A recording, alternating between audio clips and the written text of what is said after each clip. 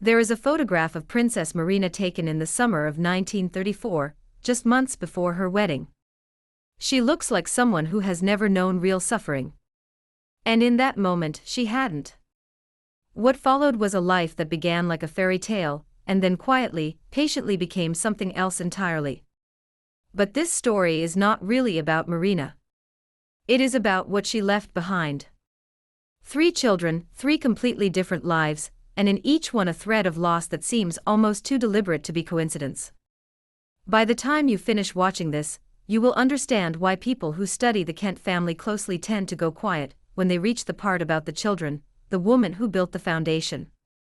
To understand what happened to Marina's 3 children, you first have to understand what kind of world she built for them, and what kind of world she lost before they were old enough to understand it themselves.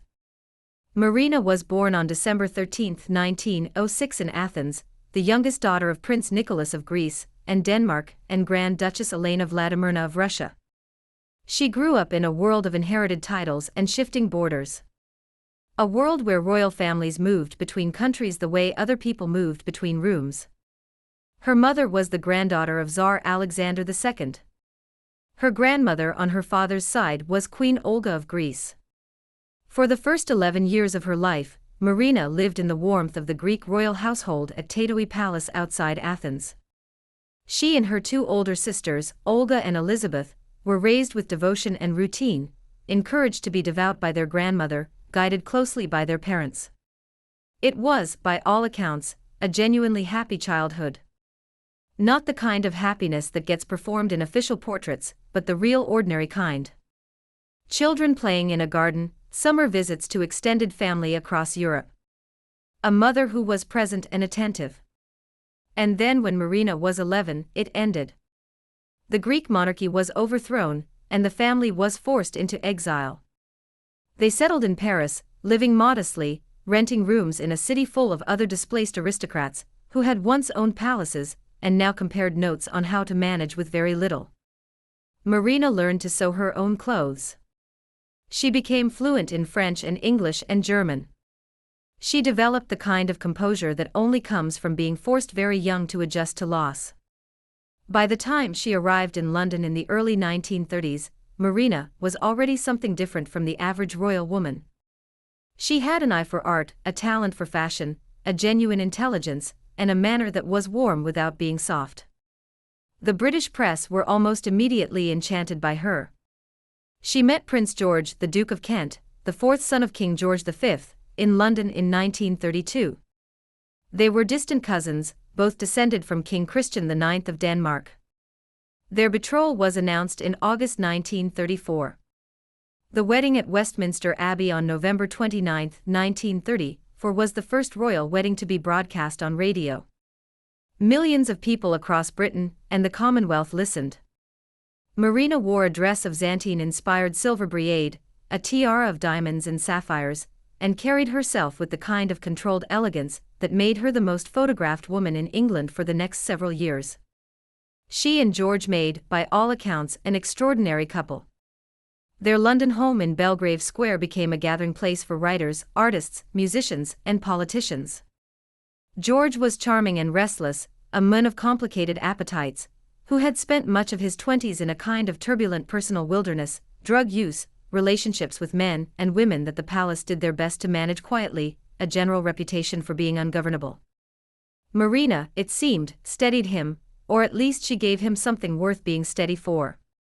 Their first child, Edward, was born on October 9, 1935. Princess Alexandra arrived on Christmas Day, 1936. And then in July 1942, came Prince Michael, born just 7 weeks before his father would fly out of a Scottish air base and never come back. Marina had built a world for her children. What happened to it next is what this story is really about. Because what happened on August 25, 1942, was not just a personal tragedy. It was the event that shaped everything, every marriage, every struggle, every quiet grief that came after. And it started with something that to this day has never been fully explained. The crash at Eagles Rock. The morning of August 25, 1942, was foggy along the east coast of Scotland. A short Sunderland flying boat, serial number W4026 belonging to 228 Squadron of the Royal Air Force's Coastal Command, lifted off from RAF in Borden on the Cromarty FTH at just after 1 o'clock in the afternoon. Its destination was Iceland, where Prince George, Duke of Kent, was scheduled to make a morale-boosting visit to RAF stations. The flight should have taken 7 hours. It lasted 32 minutes. The aircraft had been heavily loaded, 2,550 gallons of fuel in its wings. The planned route was simple. Follow the coastline north to Duncan's Behead, then turn northwest toward Iceland. The captain, Flight Lieutenant Frank Goyen, was considered one of the most capable Sunderland pilots in the RAF. His co-pilot, Wing Commander Thomas Mosley, was a navigation specialist with over 1,400 flying hours. The crew had been hand-picked. For reasons that have never been satisfactorily explained, the aircraft drifted off course. It turned inland instead of continuing up the coast. And then, for reasons that are equally mysterious, it descended to somewhere around 650 feet, far too low to clear the rising granite hills of Cawes. It flew straight into Eagle's Rock, a remote hillside near Dund. The fuel tanks exploded on impact. 14 of the 15 men on board were killed instantly. Prince George was 39 years old. His youngest child, Michael, was 7 weeks old. His daughter, Alexandra, was 5. His son, Edward, the new Duke of Kent, from the moment his father died, was 6. The sole survivor was the rear gunner, Flight Sergeant Andrew Jack, who was thrown clear of the wreckage. A local girl found him in the heather the following day, injured but alive. He recovered, served in the RAF until 1964, and for the rest of his life. He died in 1978, refused to speak publicly about what had happened on that flight. The official inquiry concluded it was navigational error. The captain had changed the flight plan for reasons unknown, descended through cloud without confirming he was over water, and struck rising ground. The inquiry placed the responsibility squarely on the late Flight Lieutenant Goyen, who could not, of course, respond. The documents relating to the inquiry have since vanished, not misplaced, not archived in the wrong location. Vanished. Over the decades, the theories accumulated. Some claimed that Prince George himself had been at the controls at the time of the crash. He held a pilot's license, and that Jack had moved the body before the inquiry team arrived. Others suggested the aircraft was not actually heading to Iceland at all, but to neutral Sweden on a secret diplomatic mission. There were claims of a briefcase handcuffed to the Duke's wrist containing foreign currency of no use in Iceland. There were claims difficult to fully verify that a top-secret Nazi report received by German Foreign Minister Joachim von Ribbentrop in December 1942 described the Duke as sympathetic to peace negotiations with Germany, and that he had been deliberately removed. One book published in 2001 went so far as to claim that Rudolf Hess, Germany's deputy Führer, who had made his own strange solo flight to Scotland the previous year, had secretly been on board. None of these theories have been proven. The more serious researchers tend to dismiss the most dramatic versions, but the absence of documentation combined with the circumstances of the crash, the experienced crew, the clear weather reported at the inquiry, the inexplicable deviation from course, the impossibly low altitude has kept the questions alive for more than 80 years. What is not a theory is the effect of the crash on the 3 children left behind. Edward was 6, Alexandra was 5.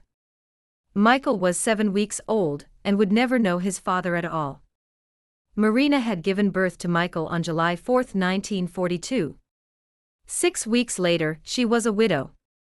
There were no financial provisions for a royal duke's widow at the time.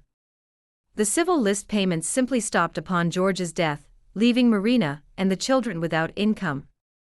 King George V, 6th, and Queen Mary stepped in to help. Marina trained as a nurse for 3 months under the name Sister K, joined the Civil Nurse Reserve and kept going. She always kept going. But something fundamental had been removed from the Kent family. The father who might have guided these children, softened certain edges, intervened at certain moments. He was not there. And one by one the children found their own ways of living inside that absence. Edward was the eldest, the one who inherited the title at 6 years old, who grew up under the shadow of a father he barely remembered, and who would go on to choose a wife that his formidable mother, at first at least, refused to accept. And the story of that marriage is darker and more painful than most people realize. Edward, the Duke who almost lost everything. Edward George Nicholas Paul Patrick, the second Duke of Kent from the age of 6, grew up as the eldest, the heir, the one on whom the greatest weight of expectation rested. He was educated at Eton, and then at the Royal Military Academy Sandhurst. Following the path expected of him, he joined the army, served with the Royal Scots Greys, and by the mid-1950s was stationed at Catterick in Yorkshire. It was there in 1957 at a private gathering that he met Catherine Worley. Catherine was 24. She was the only daughter of Sir William Worsley, 4th Baronet, a Yorkshire landowner and former president of the Marylebone Cricket Club. Her mother, Joyce Brunner, was from a family of chemical industrialists. Catherine had grown up at Hovingham Hall, a substantial estate in North Yorkshire, in a household that was wealthy and upper class, but emphatically not royal. She had trained briefly as a music teacher, studied music and French at a finishing school in Oxford, and was considered, in the words of her biographer Mary Reddell, someone who had been steered toward a grand marriage by a mother who wanted one for her. Edward fell for Catherine quickly. She was kind, musical, and gentle in a way that felt rare. He would often travel to Hovingham by back roads or on a local bus, arriving quietly trying to avoid the press. Their relationship became more widely known in 1960 after photographs appeared of them together at a formal ball. Then came the complication that Marina represented. Princess Marina reportedly disapproved of the match. She declined to give her blessing twice. The reasons given varied in different accounts. Catherine was not royal. She had no title. She was the first woman without a title to marry a royal duke in more than 100 years. Marina had been the last foreign princess to marry into the British royal family, and was known in certain circles to be proud of that distinction. Her daughter-in-law, Catherine's biographer noted, lived for years in the shadow of a formidable mother-in-law who made her presence felt. Marina eventually relented. The engagement was announced in March 1961. And on June 8 of that year, Edward and Catherine were married at York Minster, the first royal marriage to take place there in 633 years. Princess Anne was one of the bridesmaids. The guest list included Noel Coward and Douglas Fairbanks Jr., as well as representatives of royal families from across Europe. Catherine's dress, designed by John Kavanagh, used 273 yards of white silk gauze with a commanding train and a high neckline. She wore the Kent diamond and pearl fringe tiara. It looked like a fairy tale. It was not. The couple welcomed 3 children over the following years. George, Earl of St. Andrews, born in 1962. Lady Helen Taylor, born in 1964, and Lord Nicholas Windsor, born in 1970. But underneath the official portrait of a functioning royal marriage, something else was developing. Catherine found royal life crushing. She had entered it without fully understanding what it demanded. The scrutiny, the protocol, the relentless requirement to appear at engagements, the isolation of a life structured entirely by duty, all of it pressed down on her in ways she was not equipped to manage. By the mid-1970s, the marriage was in serious difficulty. In 1976, Edward sought the counsel of Michael Munn, the Dean of Windsor, who was aware both of Catherine's profound inner struggles and of the strain that those struggles were placing on the marriage. The divorce of Princess Margaret from Lord Snowdon was fresh in the minds of the royal family, and Edward resolved that his marriage would survive. What followed, according to Catherine's biographer, was less a true reconciliation than a shared commitment to endurance. In 1975, Catherine had been forced to end a pregnancy early due to exposure to German measles. Then, on October 4, 1977, she gave birth to a third son who was born still. She named him Patrick. In a later interview, she spoke about the experience with an openness that was unusual for a member of the royal family, describing it as having a devastating effect on her, something from which she could not simply recover. She spoke of acute depression, of feeling as though she had caved in entirely. She was right to describe it that way. What followed were years of serious mental health struggles during which she received what her biographer described as an amount of medication that many later regarded as excessive. In 1978, Catherine was hospitalized for several weeks with what was described at the time as nervous strain. She kept attending engagements. She handed out the trophies at Wimbledon year after year, a familiar and gracious presence in the royal box known for her warmth. But she was by many accounts during this period a woman managing a private catastrophe with the resources of a public role. In 1994, she converted to Catholicism, making her one of the very few members of the British royal family to do so since the Act of Settlement of 1701. She spoke plainly about what drew her. She said she had always needed clear guidelines, had always needed to know what was expected of her, and that she found that in the structure of the Catholic Church. Then in 1996, she did something remarkable. She quietly withdrew from royal duties and took a job. Not a ceremonial role, not a patronage, not a ribbon-cutting position. She became a music teacher at Onspec Primary School in Hull, one of the most economically deprived areas in England. She was known to her pupils simply as Mrs. Kent. She spent 13 years there and later described those years as the most wonderful of her life. She co-founded a charity called Future Talent in 2004 to support musically gifted children from disadvantaged backgrounds. She died on September 4, 2025, at the age of 92, at Wren House in Kensington Palace. Edward, now 89, is still alive at the time of this video, still carrying out occasional royal duties.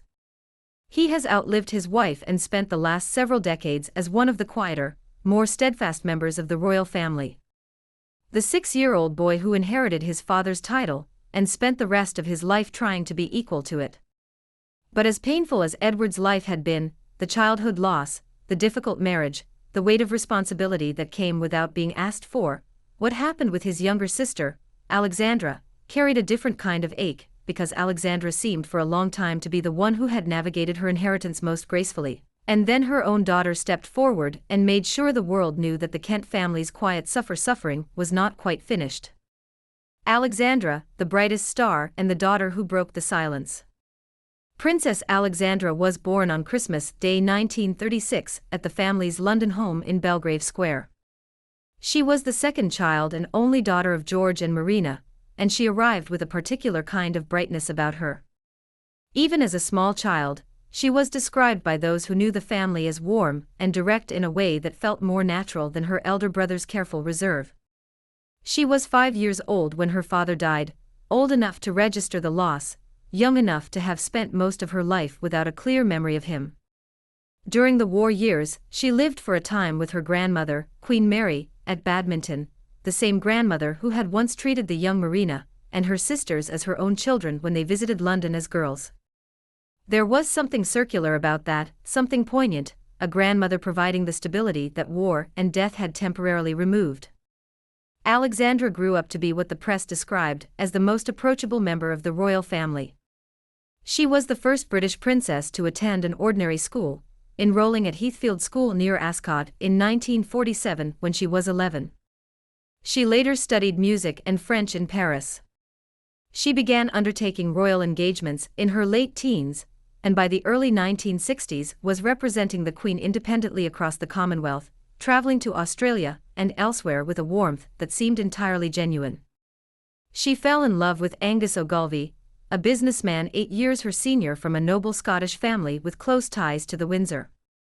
The engagement was announced in November 1962, and on April 24, 1963, they were married at Westminster Abbey. An estimated 200 million people watched the ceremony on television. Angus turned down the Queen's offer of an earldom upon marriage, which meant that their children, James, born in 1964, and Marina, born in 1966, named after her grandmother, would carry no royal titles. For much of the next 2 decades, Alexandra and Angus seemed to be the quieter, steadier branch of the Kent family. They lived at Thatched House Lodge in Richmond Park, a Crown property on a long lease. Alexandra carried out hundreds of royal engagements, became patron or president of over 100 organizations, and was consistently one of the most popular members of the extended royal family, known for her ability to connect with people in a way that felt unscripted. But Angus' career brought its own difficulties. In the 1970s, he became caught up in what became known as the Lonhro affair, a business scandal involving allegations that the company had broken sanctions against Rhodesia. Angus, a director of the company, was described in a Department of Trade report as having been negligent. He was not found to have acted deliberately or corruptly, and he resigned from 16 of his directorships, including Lonhro. He was ultimately cleared of wrongdoing, but the shadow of the affair lingered. He shifted away from the corporate world and spent much of his later life devoted to charity work, serving as president of the Imperial Cancer Research Fund, chairman of Youth Clubs UK, and a trustee of a number of organisations associated with the Prince's Trust. He died on December 26, 2004 after several months in hospital with complications from cancer. Alexandra outlived him. She is still alive at the time of this video at 88, quietly present at royal occasions, maintaining the warmth that has always defined her public role. But in 1989, something happened that made it impossible for the Kent family, and for Alexandra in particular, to remain simply a symbol of royal grace. Her daughter, Marina Ogilvy, announced that she was pregnant. Marina was 23. The father was Paul Mote, a freelance photographer she had been in a relationship with for some time. They were not married. This in isolation would hardly have been world-ending news. But what turned the story from a private family matter into something altogether messier was what Marina did next. She gave a detailed interview to a tabloid newspaper.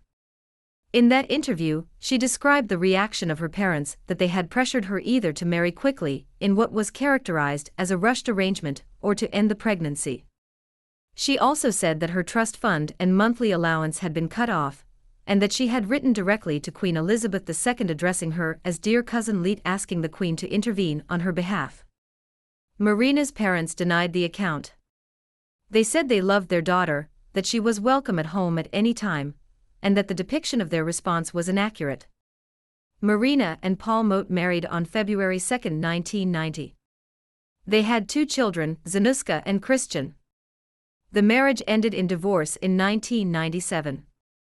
What the episode made visible was something that the smooth exterior of Alexandra's life had not shown clearly. The loss of her father at 5, the years of navigating royal duty without a clear template, the pressure to maintain appearances in all circumstances, and then a daughter who found her own way of insisting that appearances were not enough. Marina Ogilvy, named for the grandmother, who had never fully escaped grief herself, had made the private public in a way that the Kent family's tradition of dignified restraint had not prepared anyone for. But of all 3 of Marina's children, it is the youngest. The one born just 7 weeks before his father's death, the one who never knew his father at all, whose story may be the most complicated. Because Prince Michael grew up to make a marriage that cost him something significant, and to build a public life that has brought him more controversy than either of his siblings ever faced. Michael, the one who never knew his father.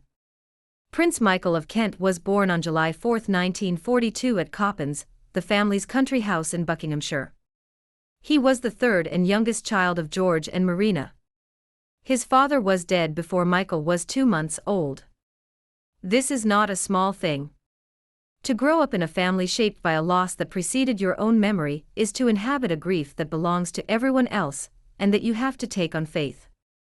Michael grew up knowing his father only through photographs, through stories from his mother and siblings, through the weight of a title Duke of Kent that his older brother carried, and that defined the family's standing in the world. He had, by all accounts, a closer relationship with his mother than either of his siblings. Marina was reported to have pampered her youngest somewhat, perhaps out of the awareness of what he had missed, perhaps out of her own need to hold on to something of the husband she had barely had time to mourn. Michael was educated at Eton, and then at Sandhurst, following the path set by his brother. He served in the British Army for a number of years, reaching the rank of major before leaving in 1981. Unlike Edward and Alexandra, he has never received a parliamentary annuity, or any allowance from the privy purse. He is not in the formal sense a working royal. He has funded his life through private consultancy work and commercial activities, and the arrangement has brought its own complications over the years. But the story that defines Michael's life, the one that created the most immediate crisis and the most lasting consequences, is his marriage. In the early 1970s, Michael encountered a woman named Baroness Marie Christine Vonitz at the home of a mutual acquaintance in London. She was Austrian-Hungarian by background. Born in January 1945 in what was then the German-occupied Sudetenland, now part of the Czech Republic, she was striking, tall, fluent in multiple languages, and possessed of the kind of unabashedly aristocratic confidence that was either deeply charming or deeply alienating, depending on whom you asked. At the time of their first meeting, Marie Christine was married to Thomas Trubridge, an English banker. Their marriage had already been deteriorating for some time. They separated in 1973 and formally divorced in 1977. The marriage was annulled by the Catholic Church in May 1978. 1 month after the annulment, on June 30, 1978, Michael and Marie Christine were married in a civil ceremony at the City Hall in Vienna. There was no church wedding. The Catholic Church had refused to grant the dispensation required for a mixed religion ceremony, largely because Marie Christine had publicly stated that any children would be raised Anglican. Pope Paul V declined. It was not until 1983, after Pope John Paul II granted special permission, that the couple received a Catholic blessing of their marriage at Archbishop's House in London. The complications went beyond the religious. Under the Act of Settlement of 1701, no member of the royal family could marry a Roman Catholic without forfeiting their place in the line of succession. Michael was at the time of his marriage 15th in line to the throne. On the day he married Marie Christine, he lost that position. He was eventually reinstated when the Succession to the Crown Act of 2013 came into force in 2015, by which time the line had expanded considerably, and he was much further down it. But the principle had been clear at the time. The marriage cost him something that could not be recovered by negotiation. The couple settled at Kensington Palace in an apartment that had belonged to Marina, furnished with the contents of his mother's home. They had 2 children, Lord Frederick Windsor, born in 1979, and Lady Gabriella Windsor, born in 1981. Lady Gabriella's own life would later carry its own grief. She married Thomas Kingston in 2019, in a celebrated wedding. Kingston died unexpectedly in February 2024 at the age of 45, leaving Gabriella a widow at 42, echoing in a way that no one in the family could have failed to feel the image of her grandmother. Marina left a widow with 3 small children by a death that came without warning. Michael himself has not been without controversy. His commercial work has attracted criticism over the years, including scrutiny of his consultancy activities in Russia, which he pursued for many years, and which brought pointed public criticism, particularly in the context of Russia's actions in Ukraine. He has spoken publicly about his deep personal connection to Russia. His great-grandmother was Grand Duchess Elena Vladimirovna of Russia, and through her he has bloodline ties to the Romanovs. When the remains of Tsar Nicholas II and his family were recovered and identified in the early 1990s, Michael provided a DNA sample that was used in the process. He attended the burial of the Tsar's family in St. Petersburg in 1998. It is a life assembled from fragments. The father he never knew, the mother he lost when he was 25, the titles and traditions he inherited without choosing them, and the choices he made that set him apart from his siblings in ways that occasionally created real friction with the palace. Marie Christine, too, has been one of the more contentious figures at the edge of the royal family for decades. She has been the subject of allegations of inappropriate comments on several occasions. A book she published in 1986 faced plagiarism allegations that were settled out of court. She has written extensively about European royal history, conducted lecture tours, and maintained a public profile that is difficult to reduce to a simple description. Those who have encountered her personally often describe someone brilliant, opinionated, and deeply serious about her interests. Those who have encountered her in print or in headlines have sometimes found something more combative. But the central fact of Michael's story remains the marriage itself. The Catholic question, the loss of succession rights, the need to travel to Vienna for a civil ceremony because no provision existed in England for what they were trying to do. It was, in its own way, a declaration of independence from the constraints of the family he had been born into, an assertion that the life he wanted mattered more than the position he stood to lose. Marina, his mother, died on August 27, 1968 of a brain tumor at Kensington Palace. She was 61. Michael was 25. Edward was 32. Alexandra was 31. Marina had outlived her husband by 26 years, and watched all three of her children reach adulthood. She had served the crown with absolute fidelity, representing the Queen at independence celebrations in Ghana in 1957, in Botswana, and Lesotho in 1966, undertaking a major tour of Australia in 1964, serving as Chancellor of the University of Kent, presiding over Wimbledon as President of the All England Club for 26 years. She had dressed beautifully and spoken carefully, and carried herself with the composure that had been trained into her from childhood by exile and loss. Her estate at the time of her death was valued at just over $76,000.